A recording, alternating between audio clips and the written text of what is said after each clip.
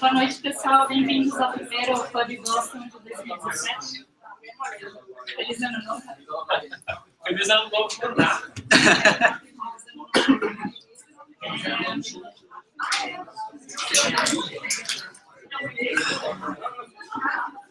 Peraí. Vou começar apresentando a Bruna.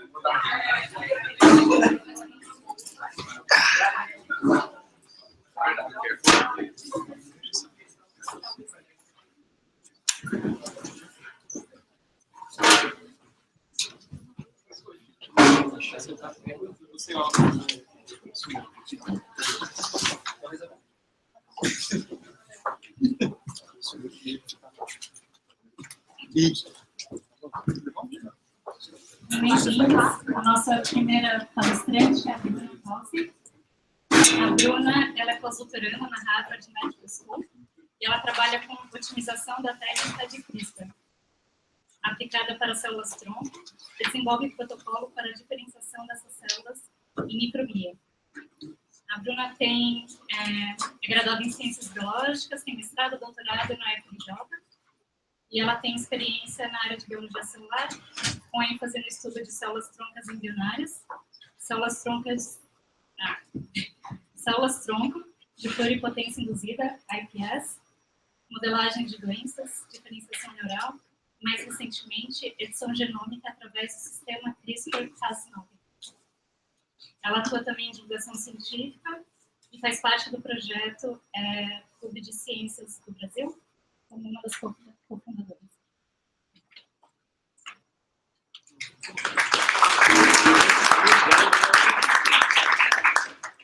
Obrigada.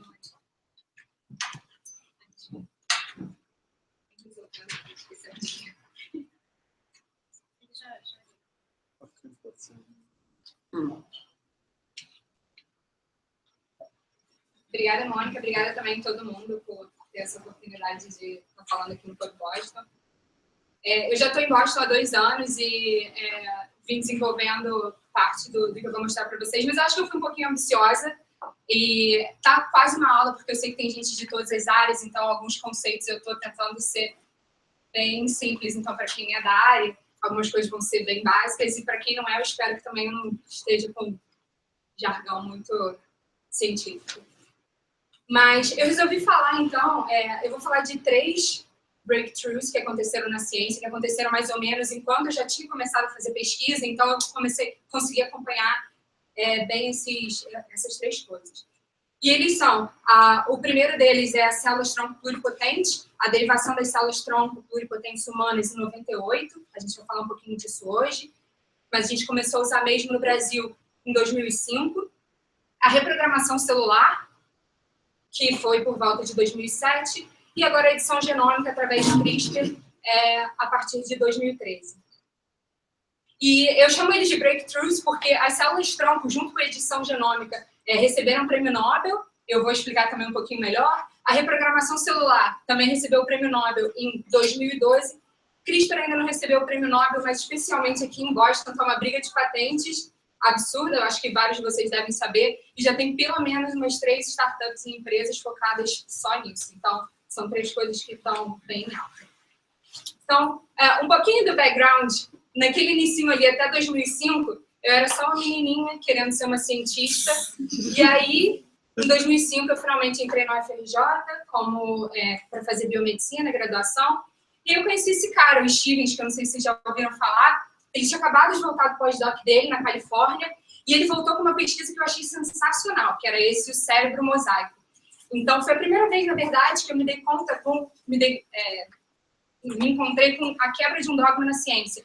Então, eu tinha acabado de passar no vestibular, que eu escrevia lá que todas as células tinham 46 cromossomos, e esse cara queria me convencer que cada neurônio tem um número de cromossomos diferente. Eu fiquei fascinada e falei, quero trabalhar com ele. No final das contas, eu fui trabalhar com célula-tronco e não com o cérebro, mas foi ótimo também. E aí, ele foi uma das pessoas que estava trazendo as células-tronco embrionárias humanas para o Brasil em 2005. Então, além do Stevens, tinham pouquíssimos pesquisadores, a Mariana Zatz em São Paulo, a Lígia Pereira em São Paulo, talvez vocês também já tenham ouvido falar nelas. E foi um período muito legal, que a gente passou por coisas. O Stevens postou no Facebook, lembrando esse evento essa semana, ontem, na verdade. Em 2005, abriu um ato de inconstitucionalidade para a utilização de células-tronco embrionárias no Brasil. E aí o STF teve uma iniciativa bem legal, que foi desenvolvida entre 2005 e 2007, que foi essa primeira audiência pública, que eles convidaram cientistas contra e a favor para debater, e aí alguns ministros visitaram o laboratório, conversaram com a gente, e as células-tronco passaram e puderam ser usadas no Brasil. Então vamos começar falando um pouquinho das células pluripotentes.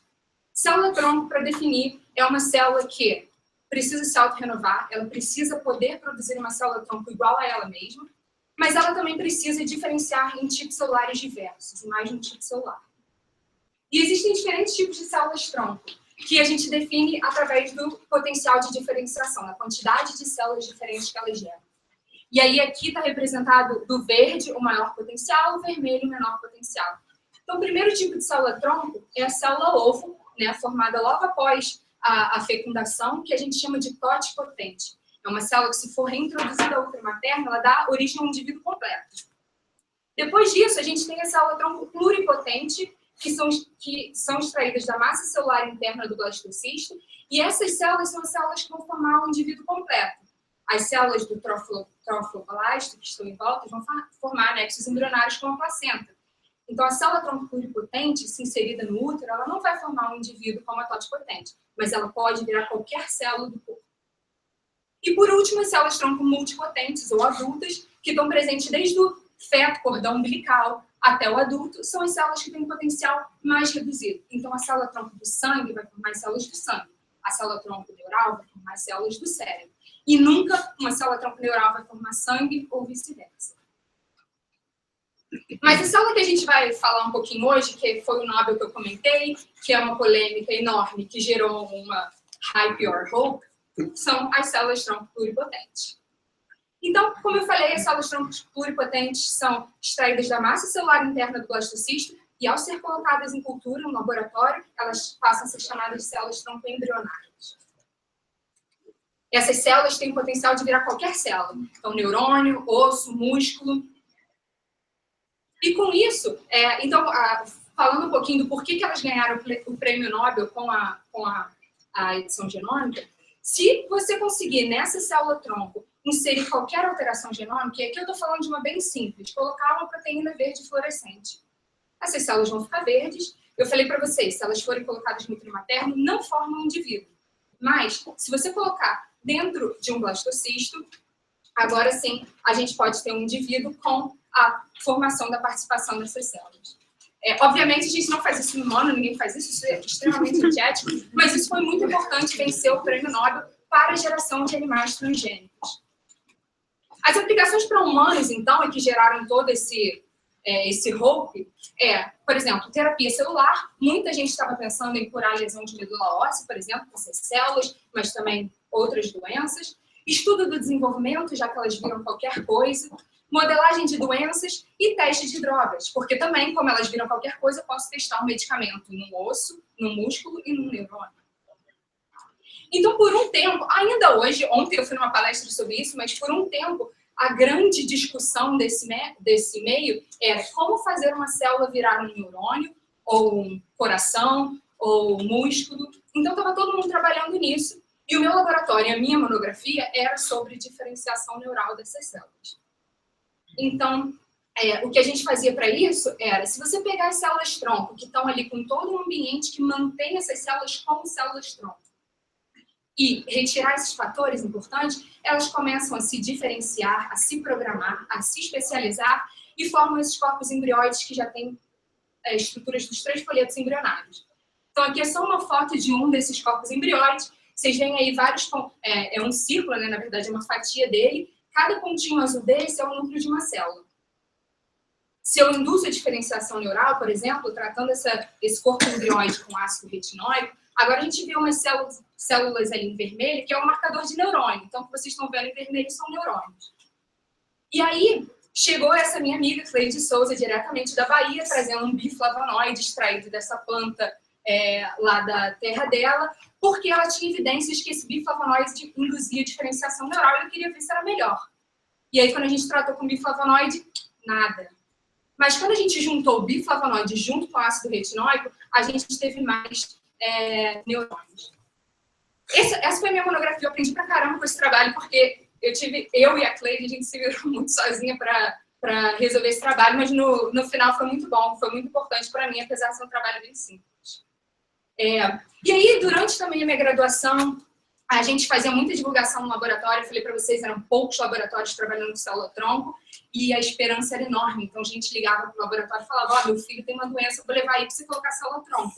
E não era por aí. Então, a gente respondia e-mails de paciente, a gente escrevia matérias para os jornais para tentar ensinar e explicar para as pessoas. Mas de tudo de divulgação que eu fiz, eu acho que o mais importante foi esse livro que eu escrevi com o Stevens entre 2006 e 2007, que eu aprendi muito. E o mais legal, quando a gente estava terminando de escrever esse livro, 2007, reprogramação celular, outro breakthrough. E aí a gente surtou, né? Nossa, que legal, isso está acontecendo enquanto está no livro. Está no livro, mas assim, no livro está o que a gente que tinha acabado de ser descoberto. E agora já evoluiu muito. E é isso que eu vou falar para vocês agora, um pouquinho da reprogramação. Então, a gente está falando nesse tempo todo da diferenciação da célula, da programação. Então, uma célula-tronco virar uma célula mais especializada. E a pergunta que existia, que não era uma pergunta nova, era bem antiga, é possível fazer o contrário? É possível pegar uma célula especializada e fazê-la voltar a ser célula-tronco? Isso, em teoria, a ideia é pegar uma célula adulta e meio que fazer ela voltar ao tempo e virar uma célula-tronco. As motivações para isso, né, ainda mais nessa época de discussão da utilização de células tronco embrionária, primeira era não usar embrião. A segunda era... e só um parênteses aqui, quando a gente fala de usar célula tronco embrionária, não significa que cada vez que eu uso, um embrião é destruído. Todas as células que a gente usa no laboratório são do primeiro isolamento, feito nos Estados Unidos em 98, então essas células se expandem eternamente. E esses embriões são sempre de clínicas de fertilização in vitro congelada, com consentimento dos pais e que nunca vão ser injetados. Então, assim, ou usa para pesquisa ou vai ficar congelado para o resto da vida. Então, assim, eu entendo as limitações éticas, hoje a gente não usa mais, mas, enfim, a gente pode conversar mais sobre isso depois. Modelagem de doenças, já que agora eu posso pegar, sei lá, um paciente com esclerose lateral amiotrófica, pegar uma célula da pele dele, se eu conseguisse fazer essa célula virar célula-tronco, a partir da célula da pele eu tinha um neurônio. Isso era sensacional na ideia, né? Medicina personalizada, porque eu posso buscar um medicamento para esse mesmo paciente, e o que todo mundo sempre falava, e virou novela e tudo, era clonagem. E esse cara, que foi um dos vencedores do prêmio Nobel que eu falei no início, ele foi o primeiro a fazer clonagem. Fez a clonagem de girinos. E só para lembrar vocês o que é a clonagem a gente parte de um ócito, né? O núcleo desse ócito é retirado, e aí a gente pega uma célula adulta, que pode ser uma célula de pele, retira o núcleo dessa célula, injeta no ócito, e aí deixa se desenvolver e vai formar um embrião. A partir daí, você tem duas opções, ou a clonagem reprodutiva, que vai dar origem ao clone, que foi feito com o girino, ou a clonagem terapêutica, que é a partir da extração das células da massa celular interna para trabalhar em pesquisa. Isso sempre foi uma discussão muito grande, em vários países a clonagem humana é proibida, e existem algumas limitações, não só ética, mas também a eficiência não é muito alta, você precisa de ossos, eu não sei se vocês lembram, teve um cara, eu tirei da apresentação, mas teve um cara que falou que clonou, no final era fraude, e aí, além do fraude, eles descobriram que ele forçava as alunas a doarem ócitos, então é meio polêmico. Mas, enfim, depois desse cara apareceu o Shinya Manaka, japonês, num trabalho excelente, que resolveu se juntar ao John Gordon eles publicaram o primeiro trabalho em 2006, o trabalho em humano em 2007. Em 2012 eles ganharam o Nobel. De 2007 a 2012 ele ganhou o Nobel. Com esse trabalho, super simples. Ele falou, bom, se tem alguma coisa naquele ócito que é capaz de reprogramar uma célula, talvez eu possa descobrir que coisa é essa e forçar essa coisa a entrar na célula adulta e ela vai ser reprogramada. Ele chegou a 24 candidatos, pensou em 24 candidatos, deu um jeito de colocar esses candidatos na célula, reprogramou. Falou, tá, mas 24 é muito, talvez a gente possa reduzir isso. E aí ele foi de 24 menos 1, aí se não dava nada, ele falava, bom, esse cara que eu tirei deve ser importante. Se dava, esse aí não deve ser tão importante, então vamos descartar. Com isso, ele chegou a 4 genes, OCT4, KLF4, SOX2 e CEMIC, que na época ficou conhecido como Quarteto Fantástico, que reprogramavam as células, em células equivalentes às células tronco embrionárias. E aí, para se juntar à geração I, do iPod, iPhone e RNA-I, eles chamaram essas células de IPS, que vem de Induced Pluripotent Stem Cells ou células tronco de pluripotência induzida. Aí voltamos ao Stevens, o meu ambicioso chefe, que virou para mim e falou, e aí, vamos tentar fazer isso aqui? E eu já tenho um time para você. Ele me arrumou esse time, que era o Martim Bonamino, do INCA, o PI, e o Léo Chicaiban, que era do centro acadêmico comigo. Era meu parceiro de diretoria. E aí eu falei, pô, não tinha time melhor para você formar, né? E a gente se juntou, extraímos fibroblastos de pele, fizemos a reprogramação, que só de curiosidade dura pelo menos 30 dias, cuidando dessas células todos os dias, sábado, domingo e feriado, e aí a gente conseguiu reprogramar. E aí foi um sucesso em todos os vários artigos, mas nenhum artigo científico, porque até aí o que a gente tinha feito era reproduzir o que o japonês tinha feito. Então agora a gente tem que inovar e fazer alguma coisa diferente. Então, das aplicações dessas células, a mais interessante para a gente, pelo menos no momento, era a modelagem de doença. Vamos modelar doença. Foi quando a gente conheceu a Helena Brentani, médica da USP, que falou, que tal a esquizofrenia? A esquizofrenia tem alguns modelos para estudar as bases moleculares e todos esses modelos têm limitações. Por exemplo, cérebros pós-mortem, células não neurais e animais. Os cérebros pós-mortem, eles são uma representação, na verdade, do final da doença. Então, quando você pega aquele cérebro, tem um envelhecimento, tem algum medicamento que o paciente tomou durante a vida inteira. As células não neurais são células não neurais, elas podem fornecer várias informações genéticas, por exemplo, mas será que o que acontece ali é o que está acontecendo no cérebro? E os animais, como não se sabe a causa da esquizofrenia, existe muita dificuldade de saberem como induzir a doença, e mesmo que você consiga induzir, como avaliar isso? Então a gente pensou, talvez as IPS sejam uma boa ideia, elas também têm limitações, mas elas são humanas, a gente consegue fazer neurônio, e já que a esquizofrenia e vários outros transtornos mentais são tão diversos, a gente no futuro pode pensar em medicina personalizada. Se eu tiver a célula do João, eu posso buscar o melhor medicamento para o João, porque eu vou estar tratando dos neurônios dele. Então, para esse trabalho, aí foi uma correria, porque a gente sabia que tinham grupos muito bons trabalhando na mesma coisa, e a gente estava no Brasil. A Renata Maciel me ajudou. A gente separou fibroblastos de controle, paciente, reprogramamos, virava um neurônio, beleza. Virava um coração, são células tronco pluripotentes, viram qualquer coisa. E aí a gente resolveu procurar alguma coisa mais específica, né? E a gente foi olhar no neurodesenvolvimento, porque tem várias ideias que a esquizofrenia começa no neurodesenvolvimento. Então aqui vocês estão vendo progenitores neurais do controle e do paciente. Em verde, eu vou chamar de radicais livres, porque dá para generalizar mais fácil, a gente pode entrar em mais detalhes se alguém quiser depois. Mas a gente via que as células do paciente tinham muito mais radicais livres do que do controle. E quando a gente usava um estabilizador de humor, isso diminuía significativamente. Eu não vou mostrar todos os dados do trabalho, mas ainda, em colaboração depois com a Helena Brentani, a gente comparou essas células a cérebros pós-mortem, mostrando várias similaridades e sugerindo que esse resultado estava correto. A gente, com a Simone Cardoso, lá no Laboratório Nacional de Luz Síncroton, a gente mostrou que neurosferas do paciente tinham acumulação de alguns elementos como potássio e zinco, e tudo sugeria que tinha estresse oxidativo aí, que depois foi mostrado até para outros grupos. Então, aí, a reprogramação foi... Eu reprogramei a primeira vez no final da minha graduação, meu mestrado, meu doutorado, foi tudo isso. E aí surgiu o terceiro breakthrough, a edição genômica através de CRISPR. E para falar isso um pouquinho, aí é um assunto completamente diferente, então a gente vai ter que dar uns passos para trás, eu espero que vocês não se estressem. Eu estava contando para vocês a história das células-tronco, agora eu tenho que voltar um pouquinho para trás para contar um pouquinho da biologia do CRISPR e um pouquinho da história da edição genômica, mas eu vou ser bem breve. Edição genômica, a primeira em humano, 85-86. Para a edição genômica, geralmente a gente parte do princípio de que a gente vai induzir uma quebra no DNA, e aí a célula, quando você quebra o DNA, ela tem duas opções basicamente. Uma é de consertar e a outra é de morrer. Para a edição genômica, a gente acredita que a célula vai consertar. E, na verdade, quem edita é a célula, não é a gente. A gente só força essa edição, basicamente.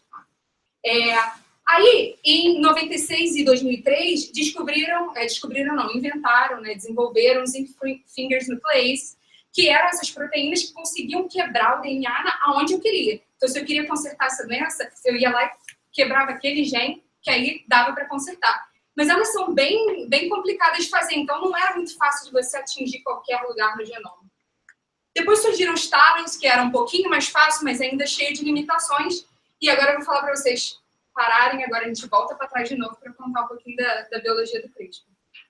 Em 87, estava nascendo, descobriram lá em bactérias que eles tinham sequências repetitivas, que ninguém sabia o que era, que eles resolveram chamar de cluster que da CRISPR. E ninguém sabia muito bem para que era, mas estava lá descrito. Aí, 2005, 2006, isso, se não me engano, tudo aconteceu bastante numa empresa de laticínio, que faz sentido, né? Eu assisti a palestra do cara. Eles descobriram que essas proteínas que ficavam ali perto, elas eram associadas. Então, eles resolveram chamar de CRISPR-Associated Proteins. E eles descobriram também que algumas dessas sequências, esse desenho pequenininho é a mesma coisa que eu fiz ali no anterior, mas eles descobriram que várias dessas sequências estavam em vírus também. E aí surgiu a hipótese, não muito depois, eles confirmaram que isso estava relacionado a um sistema de imunização das bactérias. Então, basicamente, o que acontecia era quando as bactérias eram infectadas por um vírus, de alguma forma, algum pedaço desse material genético era incorporado no material genético da célula. Se a célula visse o vírus de novo, ela agora produzia um RNA com essa mesma sequência, que guiava essas proteínas até o material genético do vírus e fazia uma quebra. Agora a gente sabe onde junta a biologia do CRISPR com a edição genômica. Os dois têm quebra.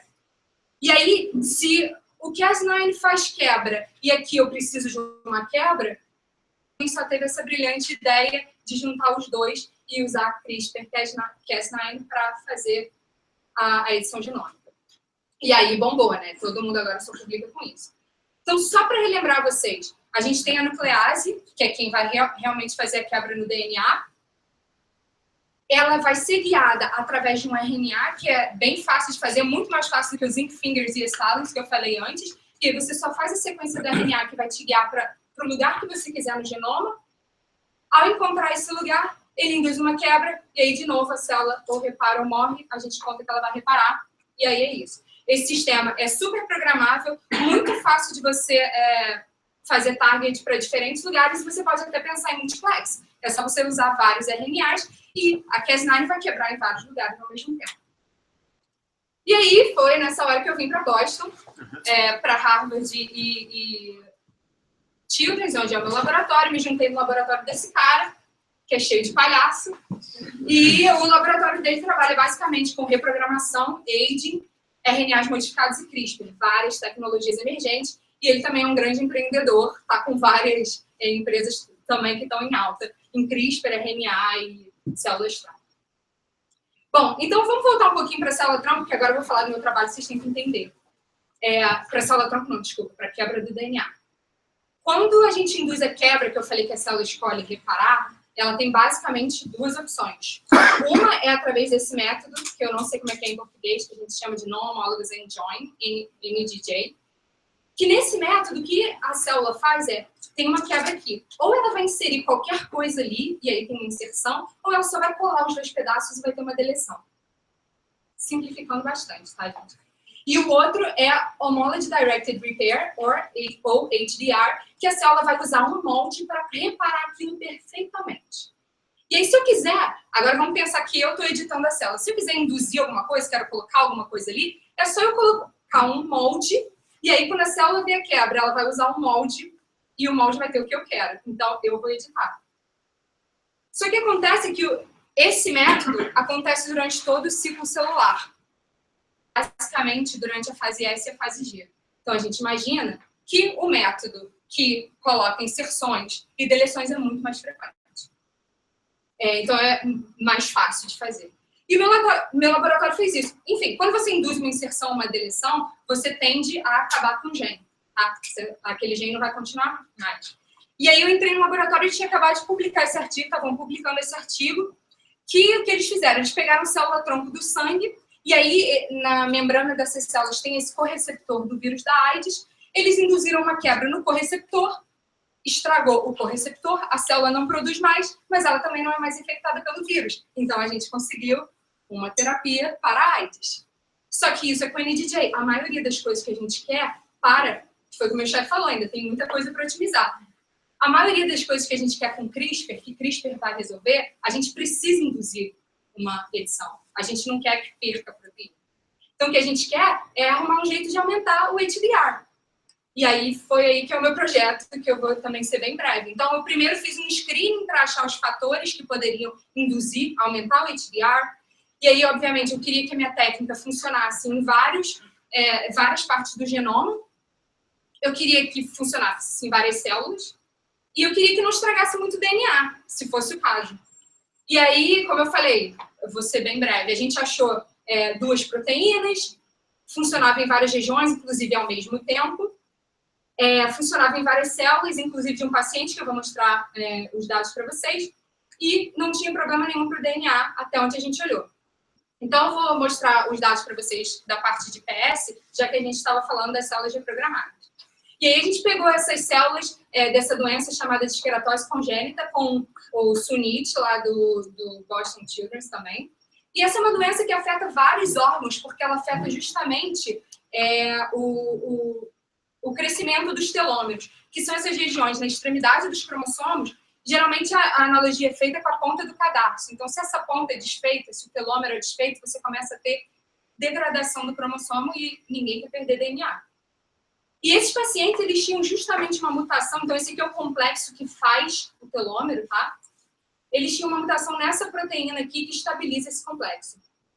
Então, quando a gente usou o sistema normal, a gente tinha mais ou menos 10% das células reparadas, e quando a gente colocava as 2 proteínas que eu achei, isso já aumentava para 30%, e quando a gente fazia clonagem, aumentava para 90%.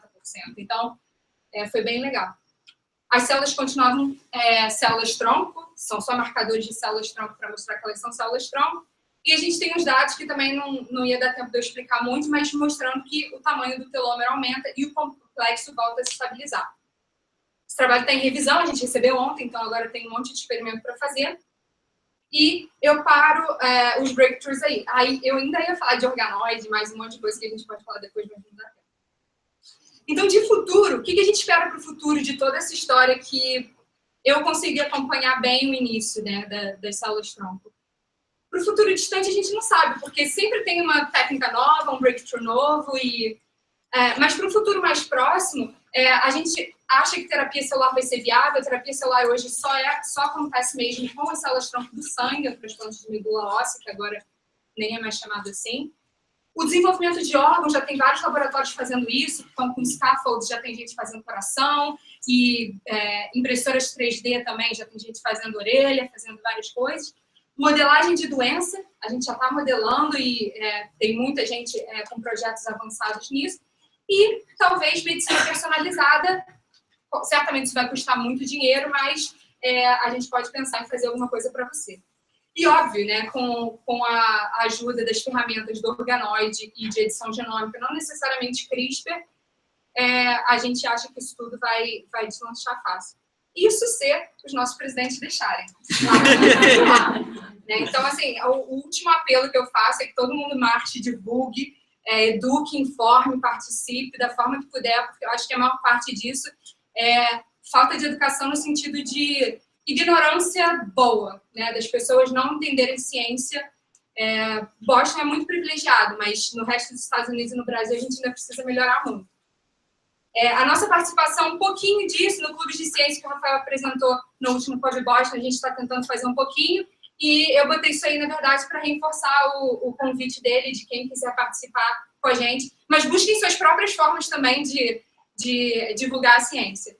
Muito obrigada para o Stevens e para o laboratório dele, para o Rossi, para o laboratório dele, para todos os colaboradores, para o Pod Boston, que foi muito importante para mim no início, e um beijo especial para essa galera, que a maioria não está mais aí, mas que, quando eu pedi um abraço no primeiro Pod Boston que eu fui muito bem acolhida. Obrigada.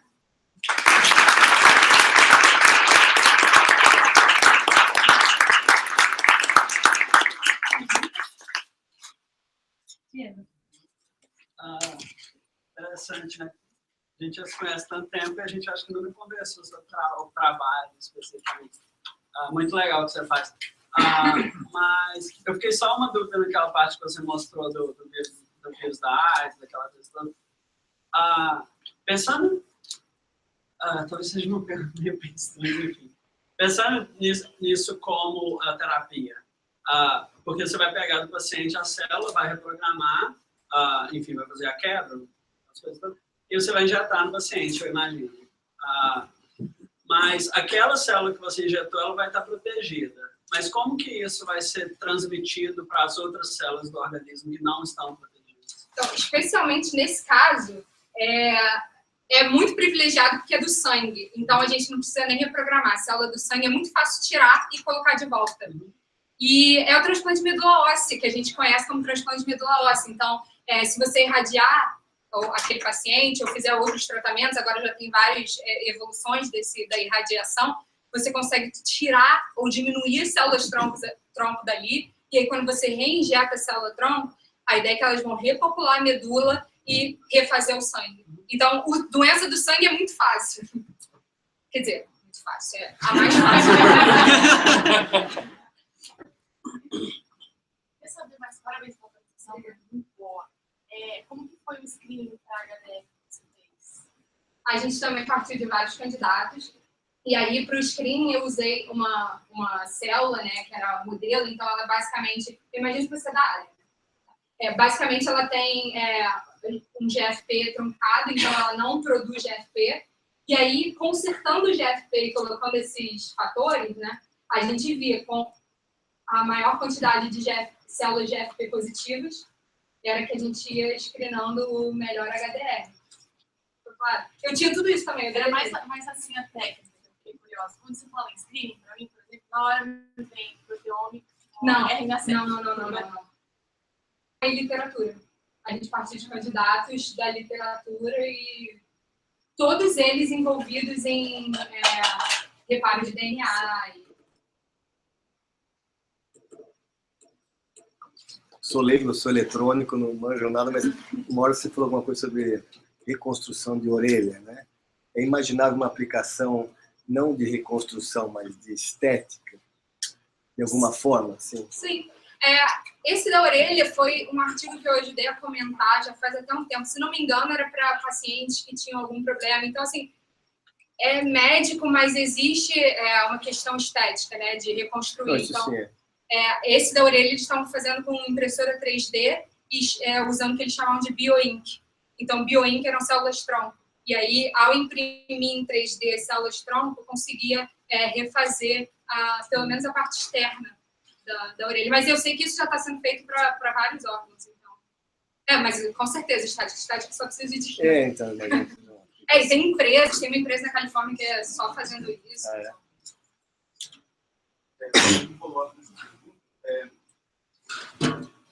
Quando a gente fala de órgãos mais complexos, por exemplo, a orelha tem decidido de um jeito, mas quando a gente fala de órgãos mais complexos, como é que está?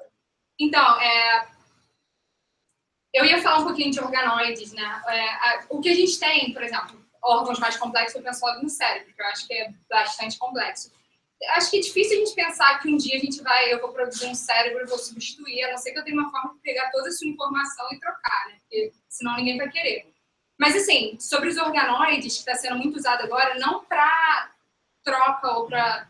eu tenho duas coisas para te falar. Organoides, que é produzir esses organoides, por exemplo, do cérebro, que é mais para screening de drogas, para entender desenvolvimento, modelagem de doença, mas também tem gente trabalhando em desenvolvimento de órgãos mais complexos. Por exemplo, tem uma empresa de CRISPR que eles estão tentando fazer órgãos em porco, e aí eles estão tentando, com CRISPR, deletar tudo que é de porco, que a gente poderia não considerar, o nosso sistema imune não entender, e aí produzir esses órgãos nesse porco modificado, e aí eu poderia agora usar esse órgão em você. Esse é um outro exemplo que eu pensei, é uma empresa daqui também. Eu não sei se era exatamente isso que você estava perguntando, mas no caso de órgãos bem complexos, tipo cérebro, acho que nem do porco ninguém vai querer. Mais uma pergunta ali. Por exemplo, sendo circulatório. Então, você forma o cérebro lá na PET, mas e aí, como é que você vai... Tá. A galera está trabalhando nisso. Como que é o delivery da enzima da CRISPR dentro da célula? E já que você consegue fazer isso, por que não dá para associar o mecanismo de reparo mais preciso de recombinação homóloga junto? Esse o meu trabalho. O meu trabalho é ver como é que eu posso colocar esses fatores juntos para forçar a célula a reparar por recombinação homóloga, tipo isso. A forma de delivery depende. Depende do sistema, depende se você quer fazer em vivo, no animal, ou se você está fazendo em vivo. Existem várias, o Daniel e a Lívia, que são expert nisso, mas existem várias técnicas agora, também depende muito do órgão, mas vai depender muito da célula, cara. Mas, assim, em geral, é vírus modificado, porque é o mais fácil. Mas tá todo mundo trabalhando em alternativas. Tempo para mais uma pergunta? Obrigada, Bruna. Super parabéns.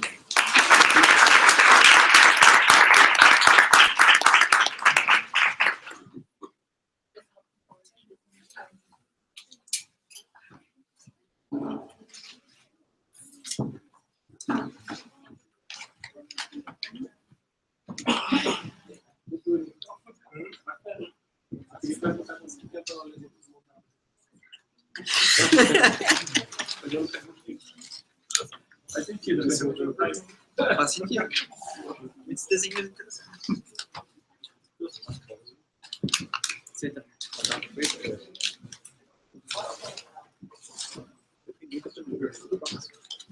Pode perguntar. Só mostra pra isso.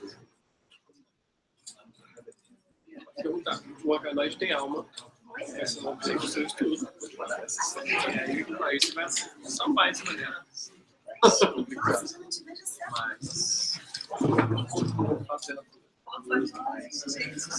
gente vai dar um minutinho aqui de break. Não, prova.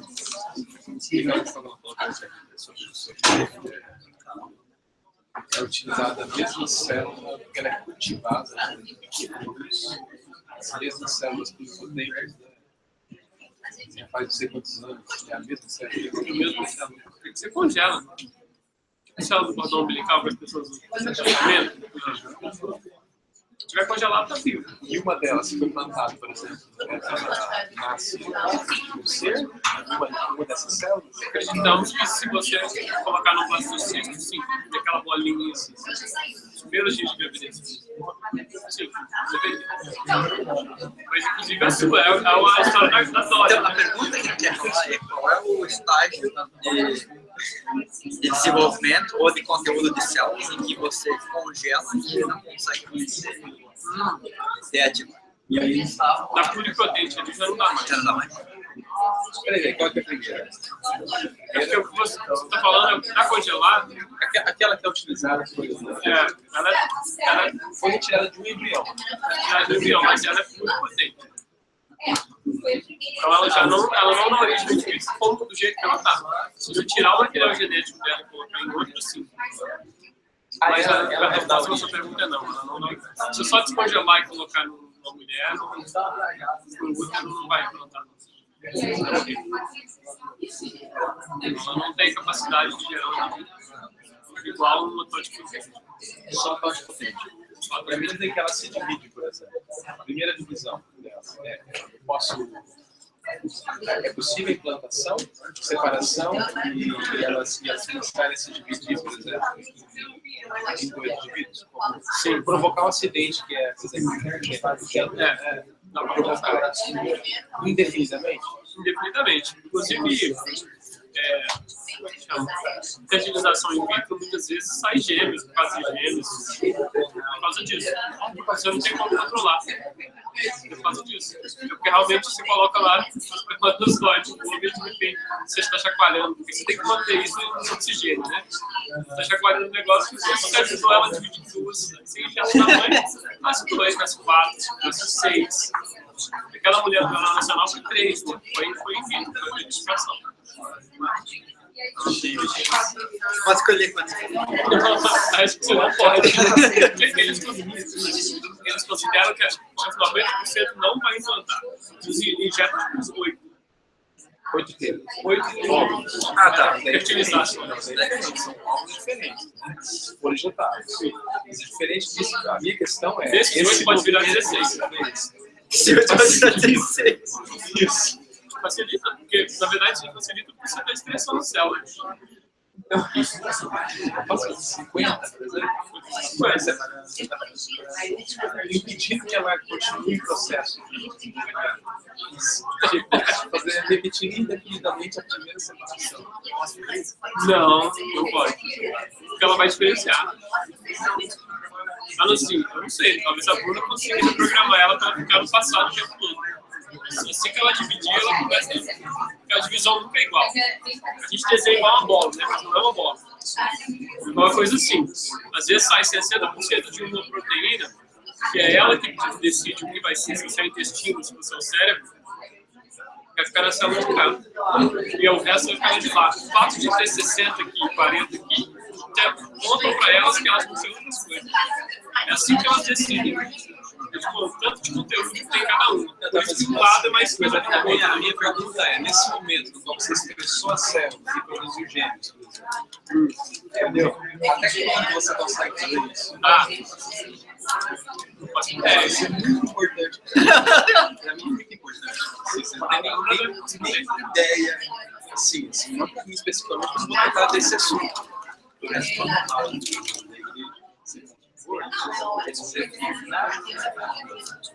Fecundação, dentro que os protótipos ficam em óvulos, a alma é criada. Se alguns segundos depois você faz se estressa a célula, É gêmeo de copiado. Então o gêmeo também divide alma. mais ou menos isso. Essa aqui é a questão. Você pode ser gêmeos até uns 4 dias. Pode fazer essa divisão de gêmeo vai ficar 4 dias dividindo. Elas são muito grandes no começo, elas dividem devagar. Depois que começa a se dividir, então, 4 dias você vai ter 8 células, até 16 células. Que literatura que eu posso ler para isso? Eu sei que não leva a lugar nenhum, porque não é científico. Científico é uma coisa assim. Porque não é um livro básico de ciência desse jeito. Não. Mas você vai ter que olhar um livro de embriologia básica. Chama embriologia básica, mas não é básico. Porque dentro da embriologia é básico. Mas embriologia básica é. Você vai olhar a seção de gêmeos. Vai ter gêmeos idênticos, não idênticos. Por exemplo, quando falo dessa manipulação, isso que você falou, do estressado, do movimento do geral. Você pode pensar para a Bruna, porque ela vai te dizer. Com certeza tem gente interessada nisso. Porque gêmeos são mais importantes para ciência. Inclusive que está separado, chega na marca. Mesmo dia nome. Nossa, está bem mergulhado. Descobriram o seu segredo. Saiu um artigo agora essa semana. Um artigo agora que o hobby dele é destruir emprego de médico. Eu vou ter que escrever isso aqui daqui a pouco. Fizeram screening de câncer de pele usando o computador de alta aprendizagem, programação de alta aprendizagem, e os melhores dermatologistas do mundo, no ranking, deu o mesmo resultado. Câncer de pele. Ela não? Ou seja, o computador já está tão acurado quanto os melhores dermatologistas, imagina os piores. Ou seja, A gente vai agora para a segunda apresentação da Mariana. A Mariana ela é mestranda em planejamento urbano na Harvard Graduate School of Design. Ela se formou em arquitetura e urbanismo e engenharia civil pela USP. E ela também está finalizando o mestrado lá em recursos hídricos. A Mariana ela desenvolveu parte do mestrado na Universidade de Yale, através do programa International Fox Fellowship. Ela vai contar para a gente um pouco do projeto dela, transdisciplinar em ecologia urbana e com engajamento da comunidade local. Obrigada.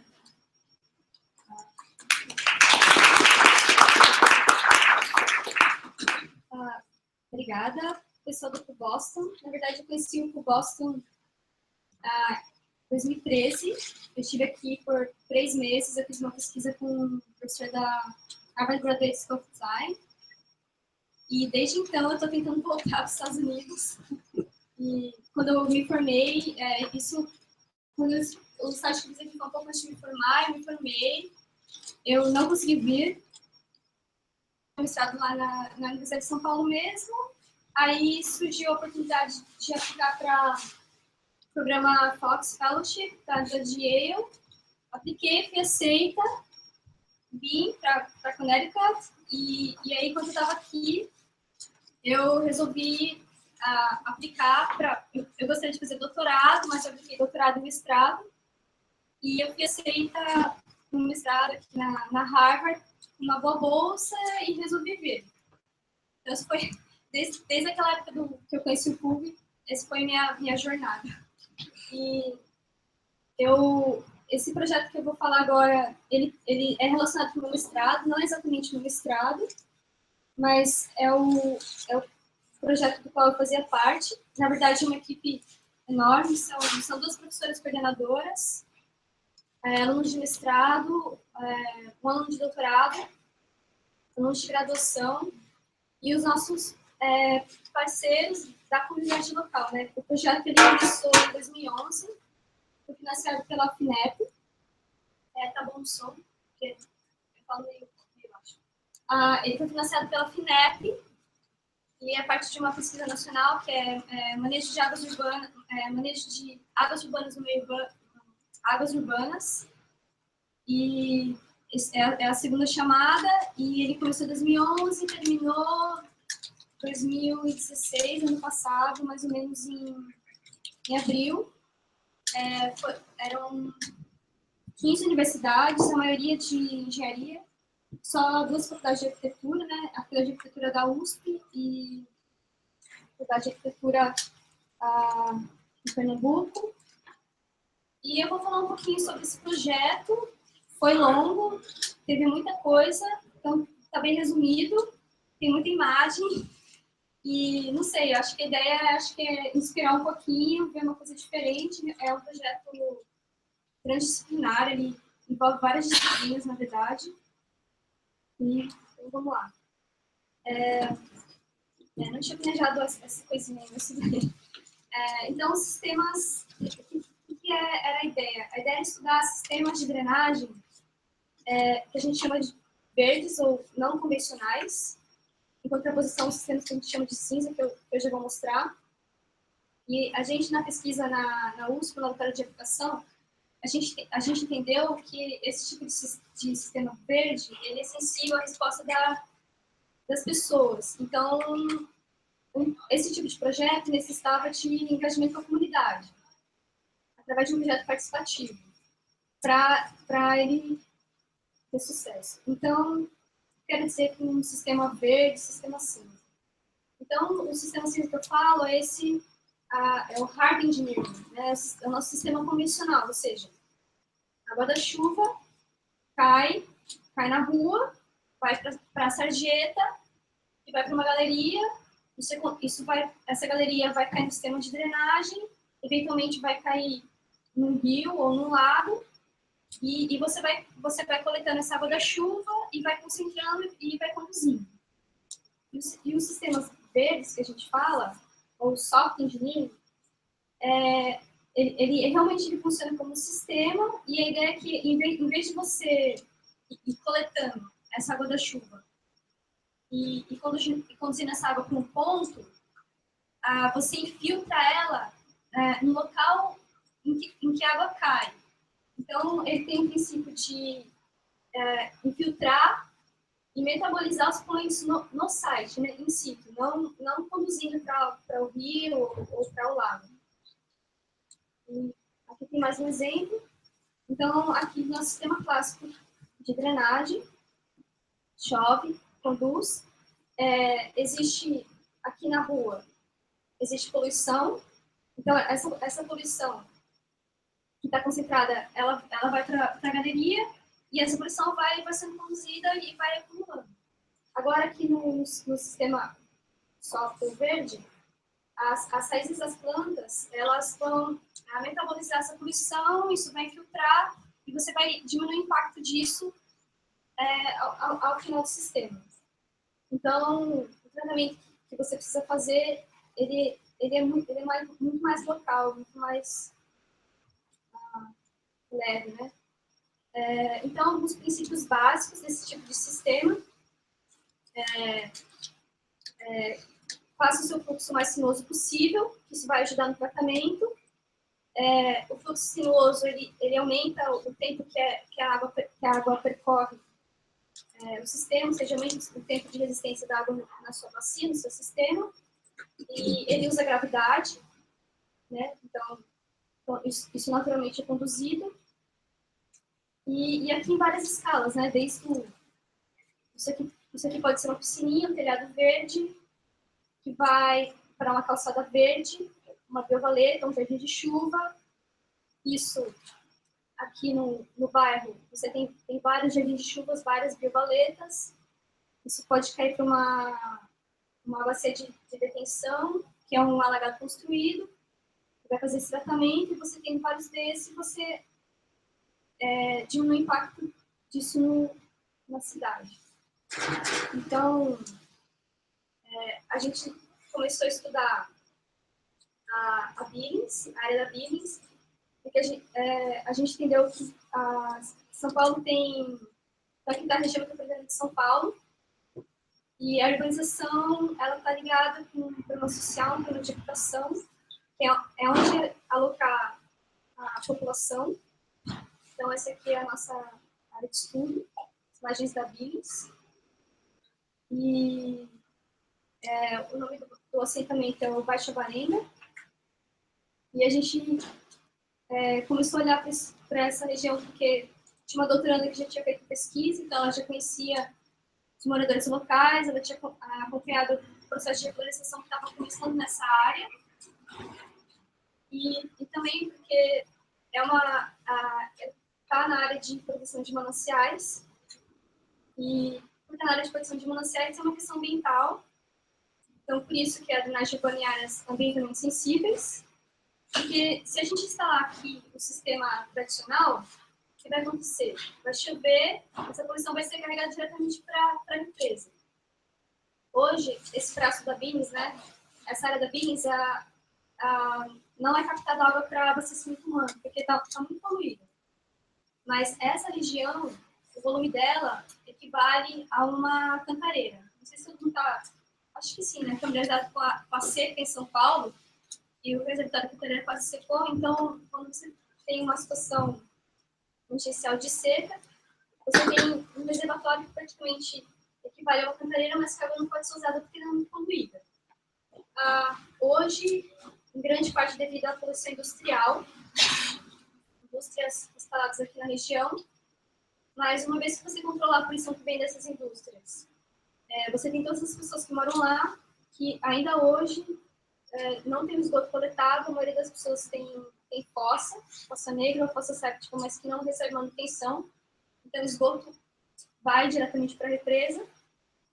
Então, tipo, é o lugar ideal para você, se você vai reurbanizar, é o lugar ideal para fazer um sistema alternativo, sistema verde, né? Não dá para instalar um sistema tradicional. Essa aqui é a região metropolitana, essa aqui é a bacia geográfica do Tietê, e esse verde é a área de proteção de mananciais. A Secretaria de Resíduos do Estado de São Paulo estima que mais ou menos 2 milhões de pessoas vivam nessa área. Na maioria, assentamentos precários, em alguns casos até condomínios de alto padrão, mas já começando a se dar conta que não adianta que realocar toda essa população não é uma opção. Então, a reurbanização precisa acontecer de uma forma coerente e adequada. Então, aqui eu estava falando a questão da habitação na cidade. Cidade formal, a terra é cara, então as pessoas acabam indo para um lugar onde a terra está disponível, que geralmente são essas áreas que a gente fala de produção ambiental, então a área de manancial ou as margens de córregos, de uma forma precária. Né? Aí a gente fala, nossa, mas né, por que deixou ocupar então? A ocupação aconteceu nessa região de que a gente estudou especificamente, muito na década de 70, 80, até assim, as prefeituras tinham consciência do que estava acontecendo. Esse aqui é um panfleto de divulgação de venda de terreno. Originalmente, essa área era ocupada por chácaras. E em algum momento, os donos decidiram lotear e vender. Então, muitos dos que a gente trabalha, eles compraram, eles têm um contrato que, na verdade, é falso, que não vale, mas eles compraram o terreno nessa área. Isso aqui indo para o sul da Billings. Então, a gente tem essa vista, né? Então, aqui as chácaras. Aí vai chegando mais próximo da cidade, a gente tem essa paisagem, né? Ocupação feita de forma informal. Esse aqui é o Baixo Baenga, né? Que foi a nossa área de estudo. Isso aqui ainda na época que a gente começou a estudar, ainda não estava pavimentado. Eu vou mostrar, gente.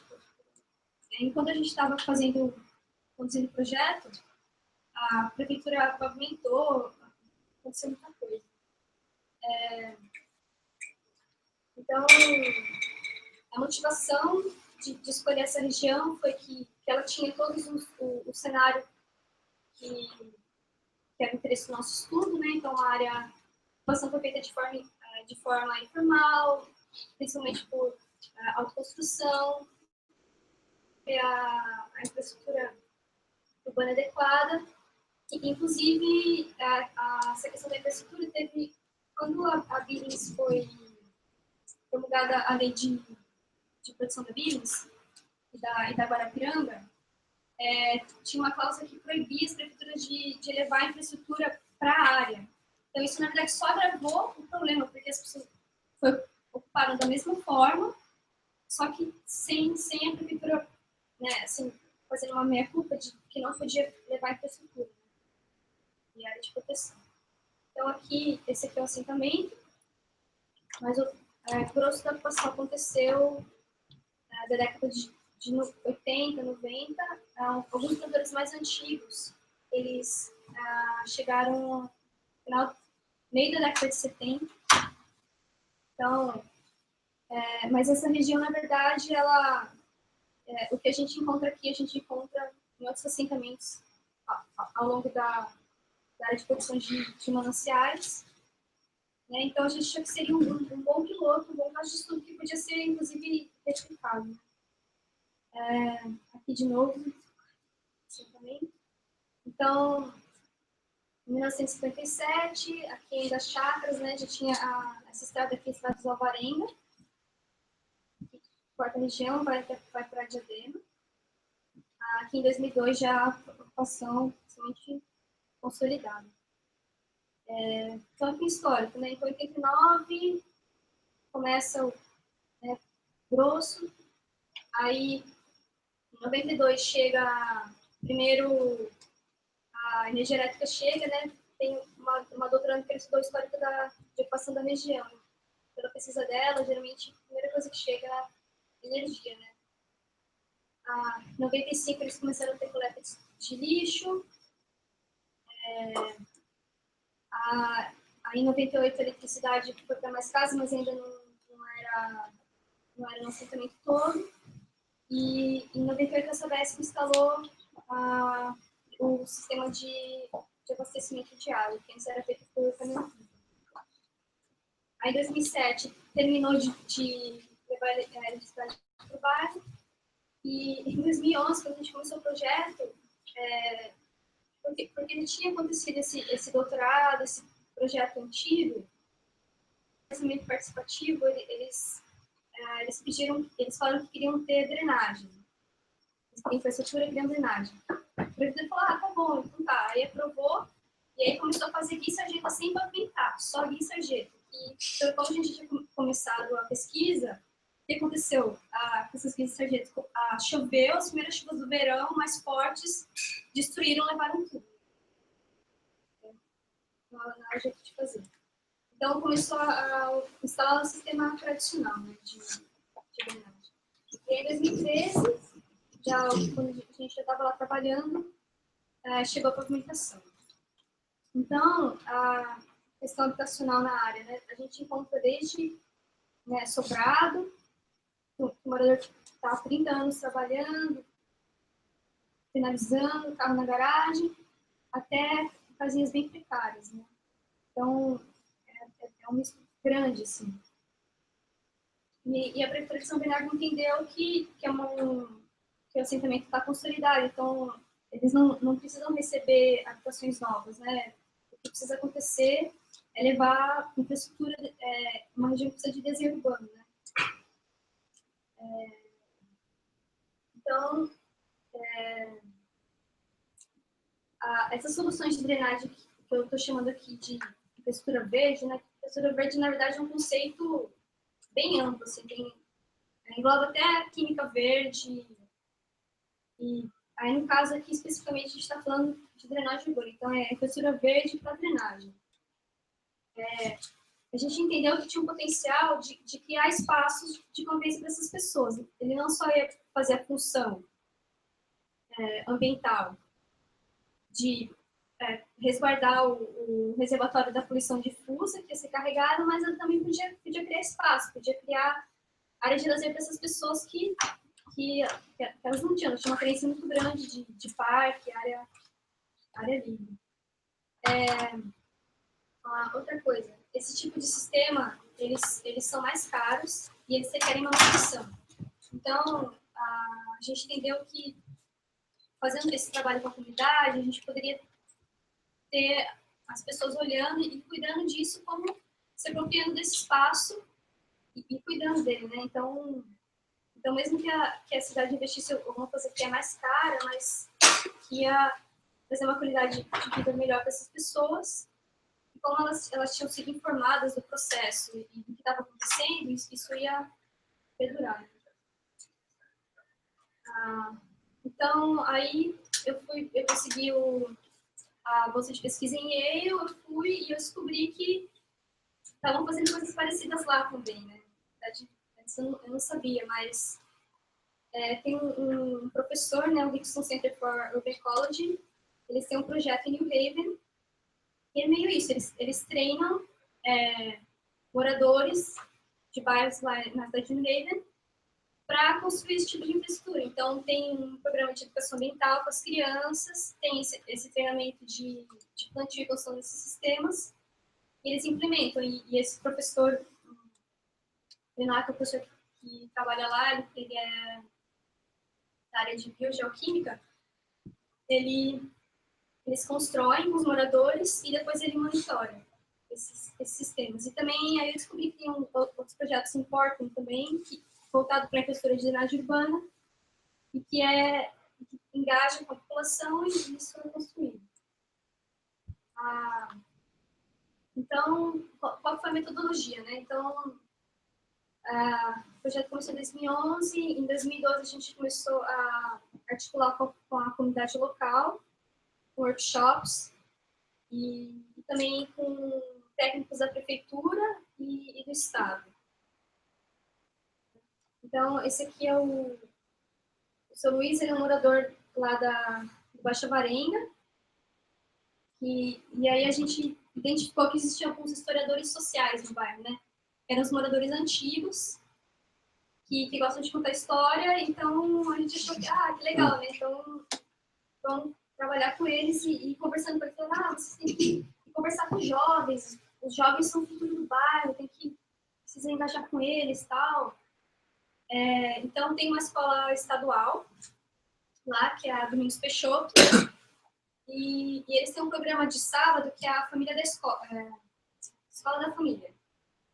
E na Escola da Família, geralmente eles têm atividades, mais ligado com esportes e tal, mas aí a diretora falou que a gente podia usar as salas para fazer os nossos workshops com eles e a reunião, então foi isso. Então, em 2012 a gente começou a conversar para em 2013 começar um projeto na escola de educação ambiental e engajamento principalmente com o pessoal mais jovem.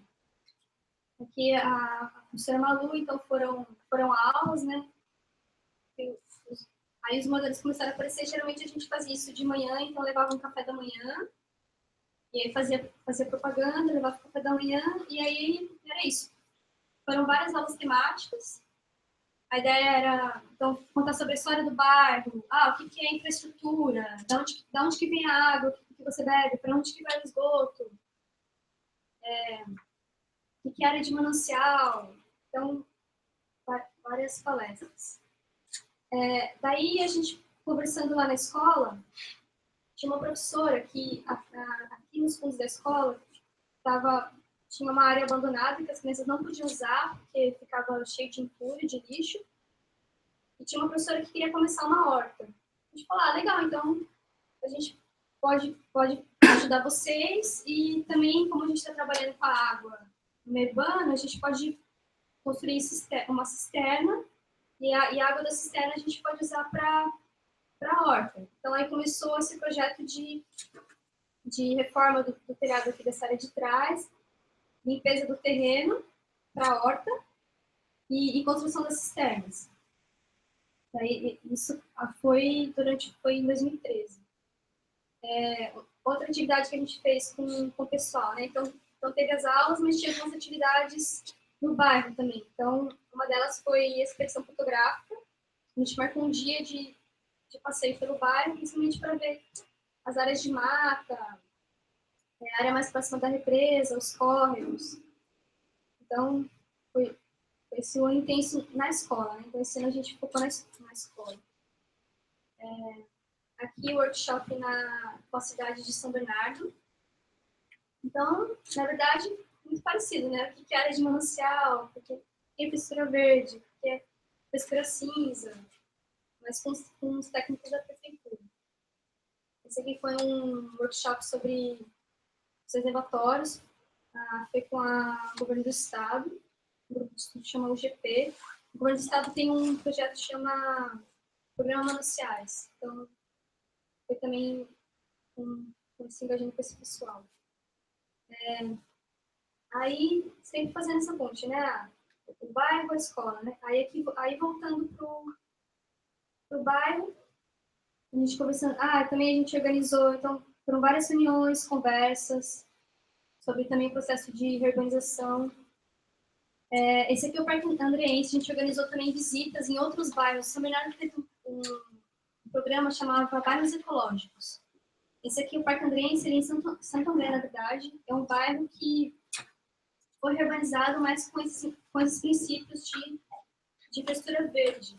E o projeto foi concluído. A gente organizou também um ônibus, aí fomos lá todo mundo visitar, conhecer o Parque Andreense. A gente criou um jornalzinho que a gente distribuía a cada 3 meses no centro comunitário lá local. Chamou Navega Alvarenga, né? Porque Alvarenga, na verdade, é uma embarcação. Então, por isso que é o Navega Alvarenga. A gente divulgando o nosso projeto. Daí, uma vez que a gente está trabalhando na escola, a gente voltou a se reunir no centro comunitário local do bairro, discutindo o projeto, né? E isso a prefeitura desenvolvendo o projeto de urbanização, né? E a gente fazendo essa ponte, comunidade, prefeitura, tentando informar o projeto da prefeitura, né, o máximo possível. Aqui, os alunos na escola, aqui sempre tinha reunião na escola, tive reunião lá no centro. Esse aqui foi um desenho que a gente começou a falar, pensando soluções, né, de drenagem para a área, né. Então, eu comecei a dizer, tem a garagem, então tem aqui o canteiro, como conduzir a água da chuva de uma forma que ela entre nesse canteiro, vai fazendo esse caminho, vai filtrando, e isso a gente conversando e mostrando aos moradores. Aí um dia a gente chegou lá e alguém tinha tentado construir na casa. Então a gente achou, uau, tá tudo certo. Depois desse trabalho esse projeto na escola, ele começou principalmente, com muita ajuda dos professores de artes, e eles chamaram ele de Manancial de Ideias. Então, aí para encerrar o projeto na escola, a gente criou um dia, seria um dia de festa, de inauguração das cisternas, né, que a gente chamou de Dia do Manancial. E o Ronildo e a Aline eram os professores de artes, a Vinicius Peixoto, nossa, que eles ajudaram muito a gente, né? Então, aqui o Ronildo, a gente, também com o nosso dinheiro da pesquisa, a gente ajudou a reformar algumas salas, aí o Ronildo, ele fez esse grafite numa das salas. Aqui, esse aqui foi o Dia do Manancial. Então, teve a estência, teve plantio de mudas de árvores frutíferas, aqui o estêncil. A gente fez uma camiseta também, que era do pessoal da pesquisa. E aí, um dos muros lá do fundo, que a gente limpou o terreno, a gente fez a inauguração. Então, a ideia era assim, né? Eles, sei lá, colocavam na tinta e colocavam no muro. Aí lavava com a água da cisterna. E daí foi a nossa inauguração. Aí teve também palestras, a gente fez um filtro de terra e areia, né? Então, coloca algodão, coloca a areia, né? Sólido fino, aí coloca terra, pedra, terra, aí coloca água suja, aí cai água filtrada, né? Então, assim, trabalhando os conceitos, então foi um dia de atividade. Teve o plantio, teve o filtro, a gente passou um vídeo. Foi um dia de atividade na escola, né? Foi o dia do manancial. Aí meio que isso foi começo de 2000 foi meio de 2014. E aí foi o encerramento desse trabalho na escola. Aí começou, a gente falou, bom, agora está feito esse trabalho aqui na escola, vamos voltar para o bairro, porque nosso objetivo era pensar soluções para o bairro e também a gente não ia conseguir, o dinheiro da pesquisa é limitado, não ia conseguir fazer um sistema de costura verde que funcionasse, mas a gente queria fazer pelo menos um piloto, também para mostrar para a prefeitura, os técnicos, que era possível, que criaria um espaço legal. Daí a gente voltou para atenção para o bairro para pensar o que seria esse piloto, onde que seria. Daí aqui, voltando para o bairro, esse aqui é o assentamento, na verdade são, dentro do Baixo Aparenga tem, na verdade são 6 assentamentos menores. Essa aqui é a bacia principal, aqui nasce um córrego, mais ou menos na saída aqui tem um morro. Esse córrego, ele nasce aqui na área de mata, esse morro, e aí ele corre, na verdade, no meio de uma rua, ele corre, aí ele cai num brejo, aí esse brejo aqui, ele sai na represa, então aqui está a represa. E aí a gente decidiu escolher essa bacia como nossa área de estudo e prevenção. Então começou aqui a bacia, e aí já o nosso trabalho com os moradores, a gente já sabia quais eram as áreas que junto com eles tinham escolhido como áreas de interesse, né? Que teriam potencial para tratar, para trabalhar a questão da água e também para criar parques ou praças. Então, a gente começou. Esses aqui são alguns problemas que tem nessa área. Então, aqui, eles asfaltaram, eles colocaram esse cano, essa aqui é a entrada do brejo. Então, aqui começa o brejo. Essa aqui é uma rua, o que aconteceu? Foi feito o asfalto. O asfalto, ele aumenta a velocidade com que a água é conduzida. Então, tempo depois que o asfalto foi instalado, começou a gerar esse clima de erosão. Isso aqui, mais sedimento que está indo para a represa. Daí, por exemplo, aqui eles asfaltaram, aí começou a alagar lá em cima, tem uma rua aqui em cima. Os moradores reclamaram. Daí os técnicos da prefeitura foram lá, né, que é aquela visão tradicional, né? Preciso resolver um problema, né? Não pense em sistema, né? Não tenho visão sistema. Aí falaram, não, então vou fazer uma escada hidráulica para resolver o alagamento lá em cima. Aí fizeram a escada hidráulica. Aí começou a causar erosão aqui embaixo. Aí começou a cair a parede da casa de uma pessoa. Entendeu? Então, vai lá resolver um problema, né? Não tem visão sistêmica.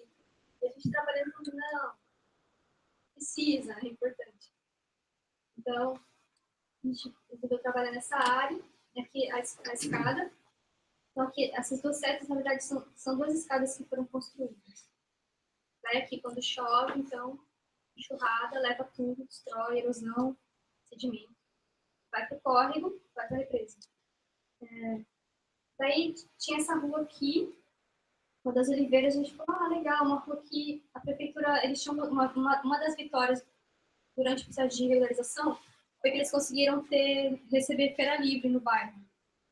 Então, essa aqui é a Rua da Feira. Daí a gente achou que seria um lugar que teria visibilidade para fazer o piloto. E aí uma rua que tem algumas vielas. Uma das reclamações dos moradores é que a forma como foi feita, né, a urbanização, a forma como as chácaras foram loteadas, faz um problema grande de acessibilidade. Então, o pessoal usa muito essas vielas, mas elas não têm uma... não são adequadas, né? Então, é difícil de andar, o pessoal tem bicicleta, tem carrinho, não passa. A gente falava, vamos trabalhar nela, vamos tentar. Também eles reclamavam que era escuro, que era perigoso. A gente falou, então a gente pode fazer alguma coisa, melhorar a iluminação, melhorar a acessibilidade. Daí a gente saiu com esse projetinho ele tem uma. Então a ideia era melhorar a travessia, né? Então essa parte aqui é para bicicleta, então a pessoa pode atravessar com a bicicleta, vem aqui, e tem essa jardinzinho de chuva.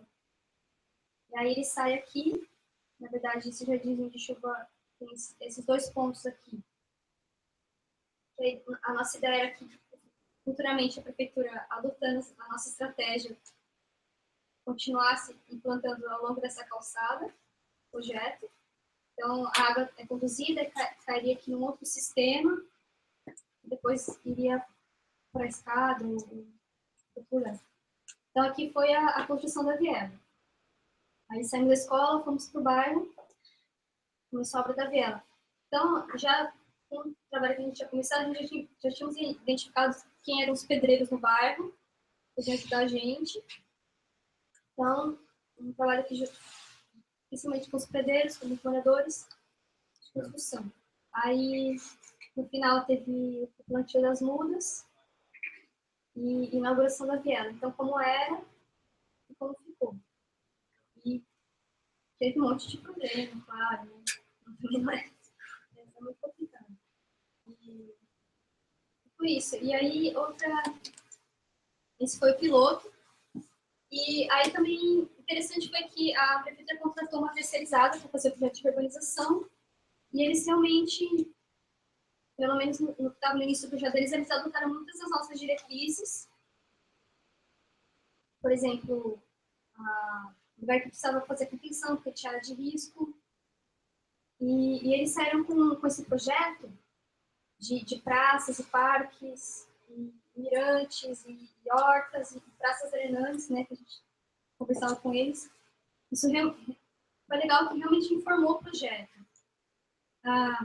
Aí, questões políticas, né, teve eleição, aí mudou o prefeito, agora não vai sair como a gente gostaria, mas foi interessante que realmente, pelo menos no estágio inicial do projeto, ele realmente informou. E foi isso. Esse é o projeto.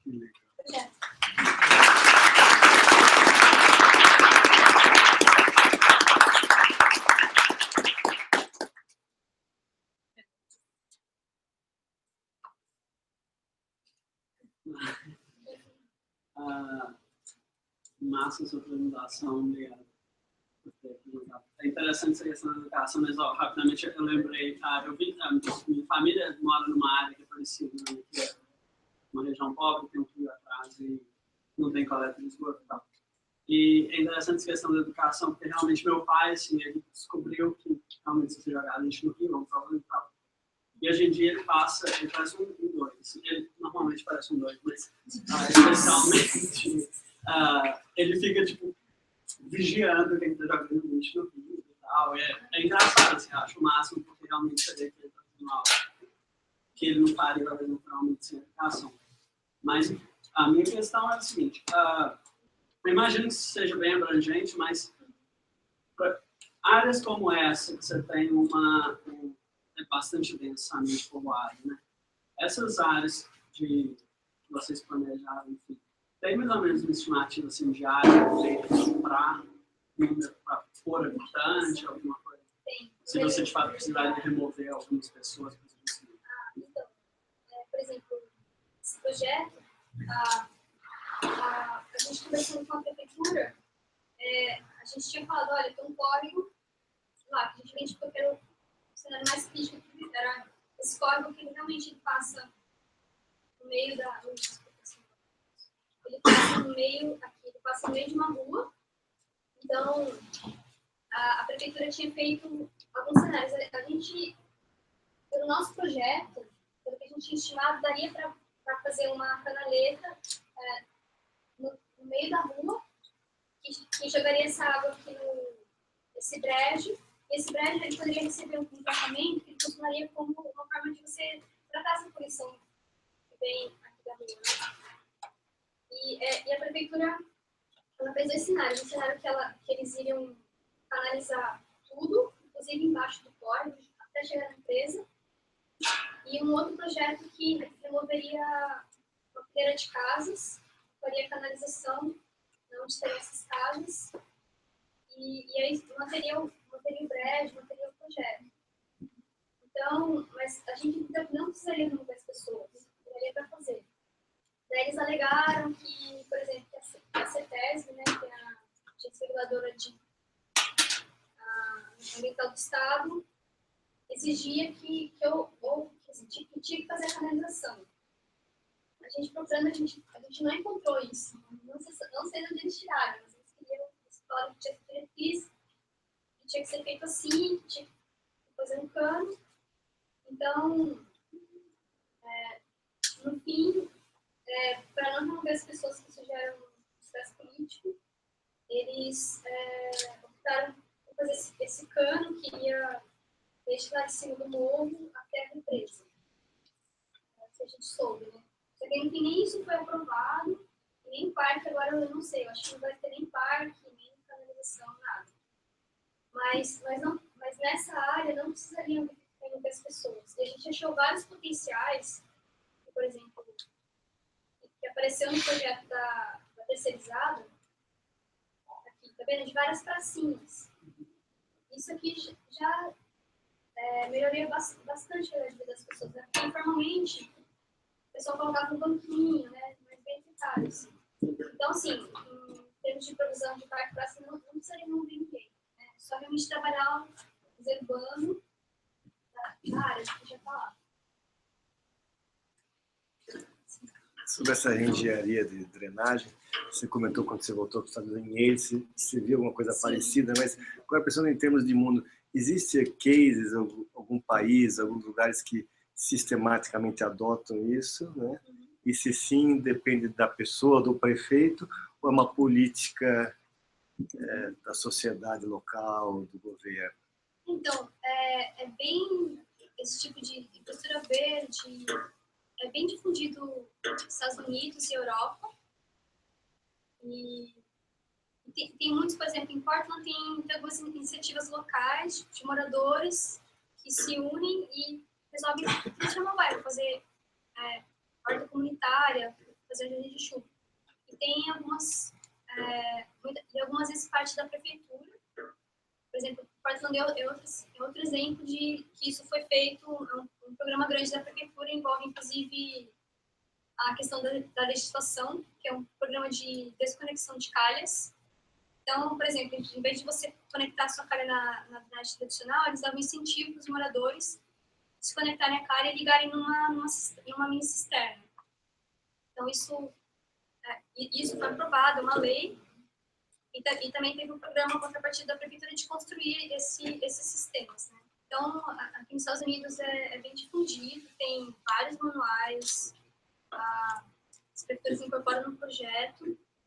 Na Europa tem até diretrizes, os países têm programas. Mas quando eu me perguntei completamente, eu pensei mais em regiões muito carentes, pobres. Então, Índia, Ásia, existem casos onde se sistematicamente...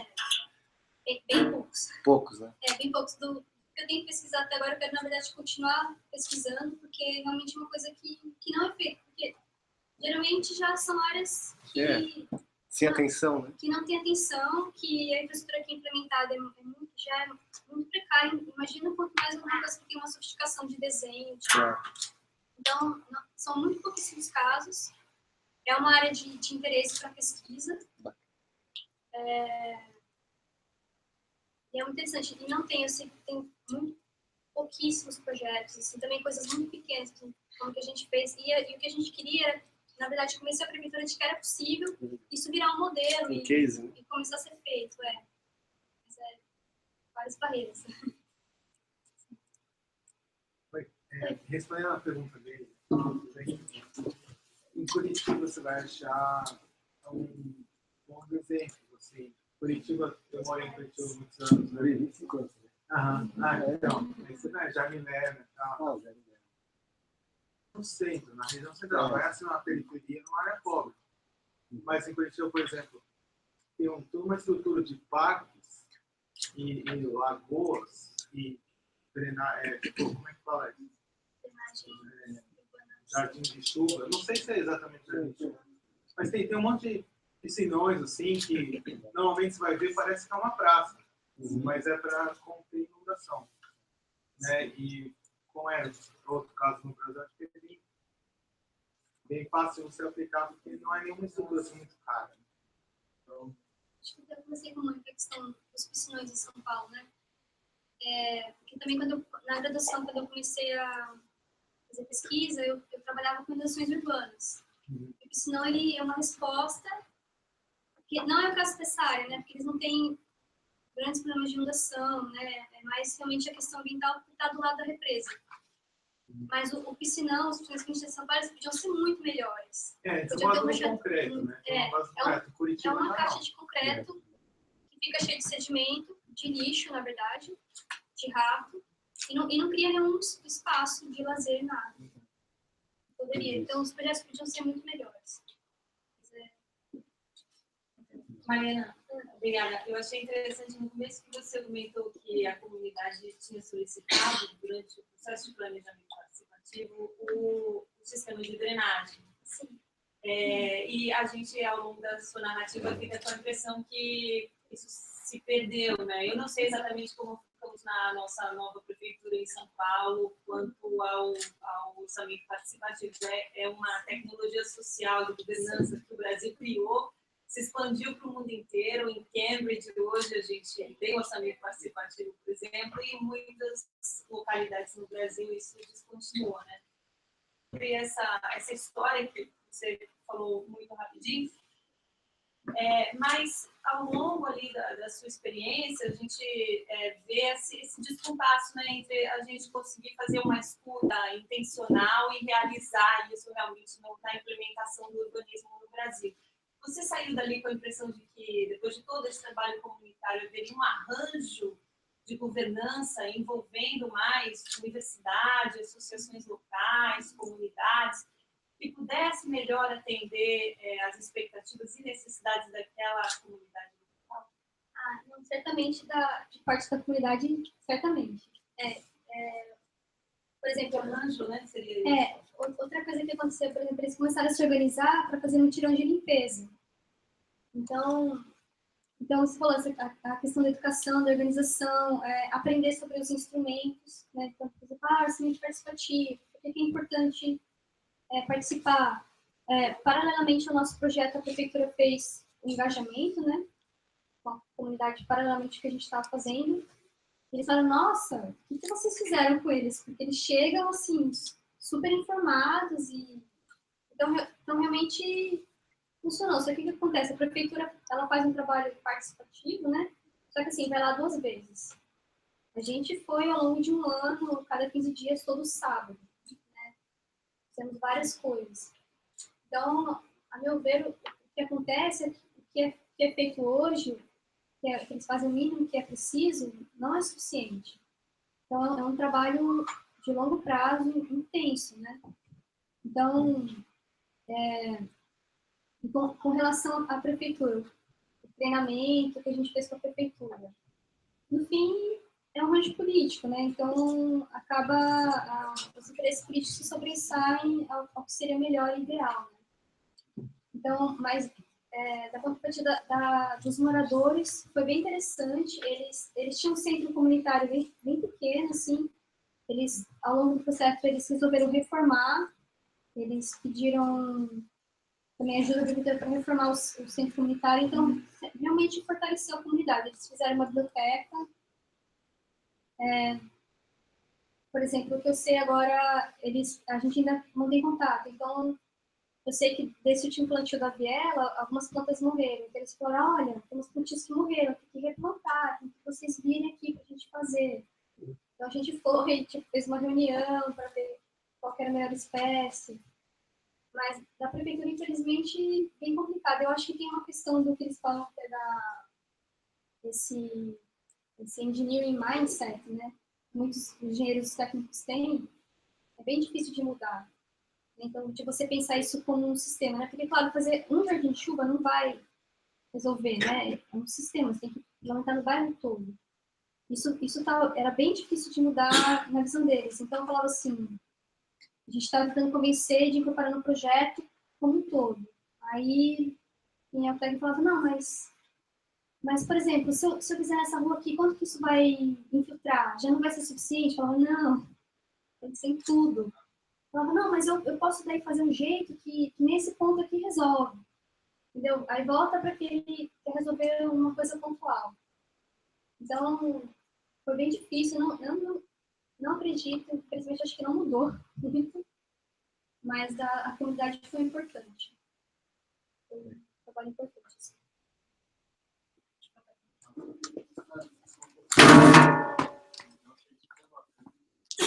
A gente deveria ter esse e nessa direção, como você vê esse tipo de expansão em termos financeiros? Assim, eu sou o prefeito da cidade e queria fazer isso. Esse tipo de aplicação.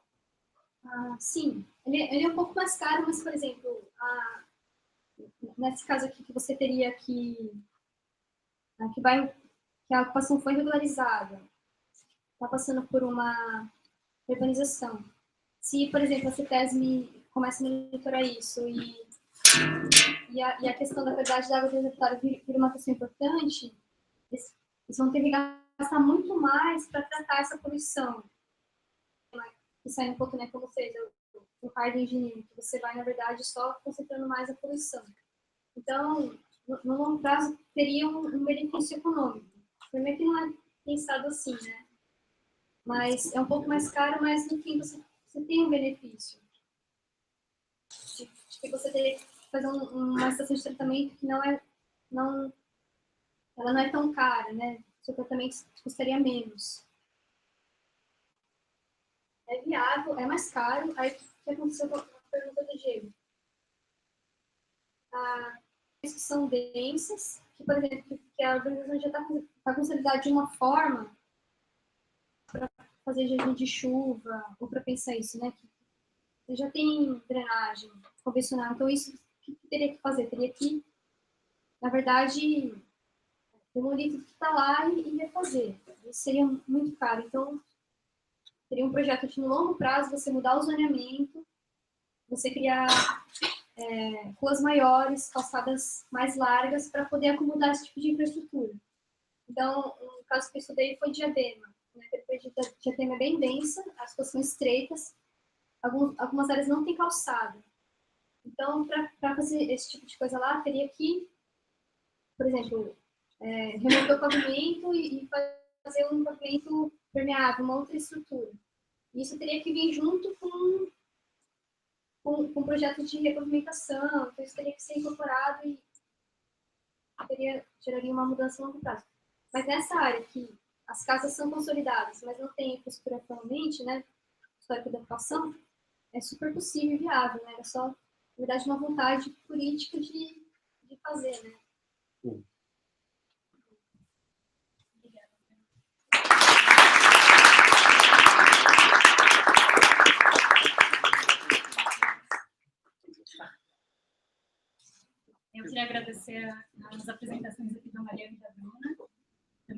agradecer a presença de vocês. Para quem conhece o Clube Boston, é um encontro de pesquisadores universitários que acontece uma vez por mês. Então, nosso próximo encontro vai ser dia 24 de fevereiro. Já podem anotar na agenda. E eu queria convidar vocês, a gente vai para o pub, depois do pub. Então, a gente vai aqui um quarteirão para lá, chama Midhall. Então, a gente pode sair daqui e ir para lá. Obrigada, pessoal.